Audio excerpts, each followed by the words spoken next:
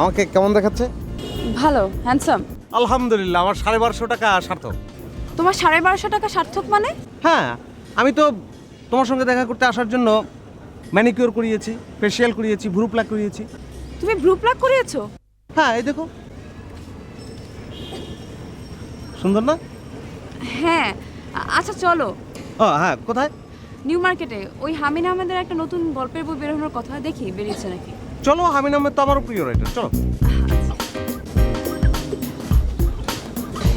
আর কিছু না, আমার ভয় ওই একটাই, হিমেল যদি জানতে পারে যে পায়রির সাথে আমার যোগাযোগ বিচ্ছিন্ন, এই সুযোগটাই ও নেবে। এমনিতেই হিমেল পায়রির বাবার বন্ধুর ছেলে, পায়রির বাবা ওকে ভীষণ পছন্দ করে। আর পায়রি পায়রি কি তাকে পছন্দ করে?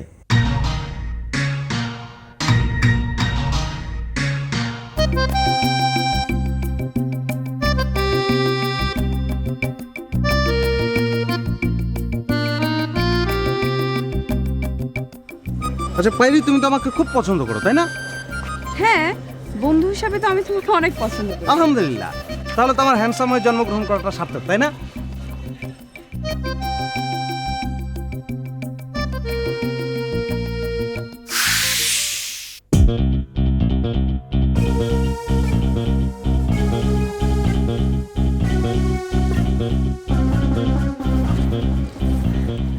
মানে আমার কাছে মনে হয় যে বন্ধু হওয়াটা সবচেয়ে বেশি জরুরি।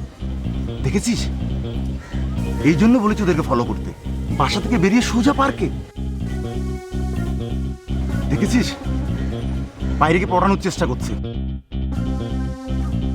শালাকাটা ঢিল মার। সত্যি সত্যি মারবো? কেন, তোর মারতে ইচ্ছে করছে না? হ্যাঁ। তাহলে মার।